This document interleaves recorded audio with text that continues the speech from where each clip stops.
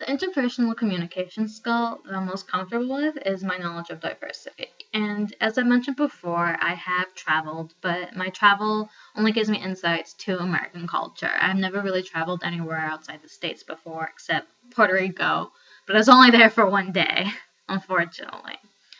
And as I mentioned in the slide, I like to consume media for different cultures, and that really helps you understand what other countries are like.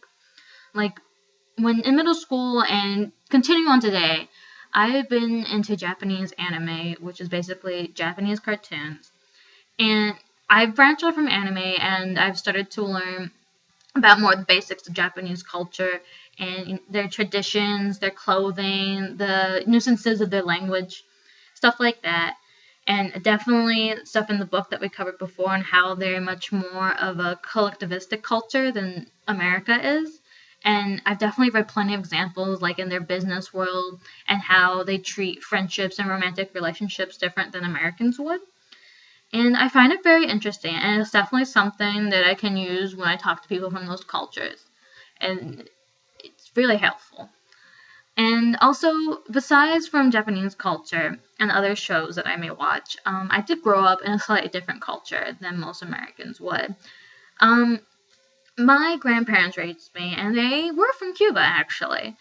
And so I grew up eating all the food. I heard the languages. My grandmother was always watching the novellas on Telemundo, and I definitely like grew up greeting people differently. Like usually in Hispanic cultures, you greet people by kissing them on the cheek and an embrace.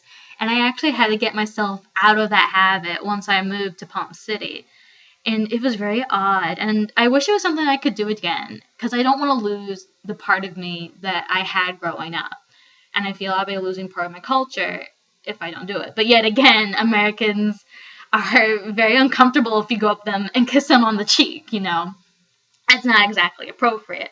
But yet again, if I do meet someone from Hispanic culture and I do lean in for the kiss, I don't take offense to it and I know what it is.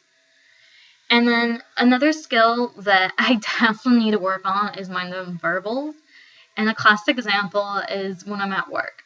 Because either I will be doing something with a scanner and I'll just cross my arms and someone will walk up the scanner and I won't even turn around and acknowledge them. And honestly, that is extremely rude and unprofessional, and I shouldn't do that. And another example is when I'm in the kitchen at work and someone comes in and says to me, and sometimes I won't even look up to say hi to them. And once again, that is not appropriate behavior, and I need to catch that and change that.